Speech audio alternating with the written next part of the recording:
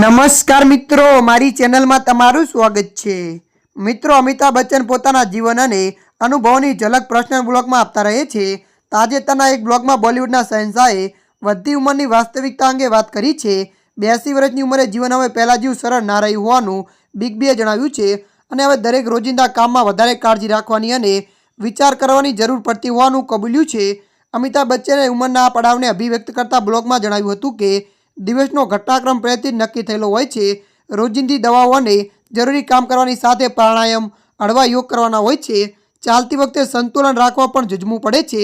શરીર ક્રમશઃ સંતુલન ગુમાવી રહ્યું છે અને તેમાં સુધારો લાવવા કામ કરવું જરૂરી છે।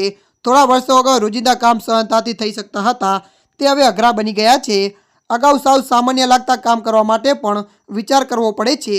રોજિંદા જીવનમાં કાળજી રાખવી માટે ડૉક્ટરે આપેલા સૂચનો અંગે વાત કરતા બિગ બીએ કહ્યું હતું કે ટ્રાઉઝર પહેરવા જેવા સરળ કામમાં પણ સાવચેતી રાખવી પડે છે।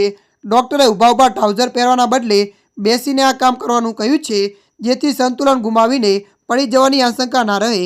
શરૂઆતમાં તેમની સલાહ સાચી નહોતી લાગતી, પરંતુ બાદમાં મને સમજાયું કે તેમની વાત સાચી હતી। ત્યારે મિત્રો, હાલ માટે આટલું। મળીશું નવી અપડેટ સાથે। જો તમને અમારો વિડીયો પસંદ આવે, લાઇક, શેર અને સબસ્ક્રાઈબ કરી નાખજો। ધન્યવાદ।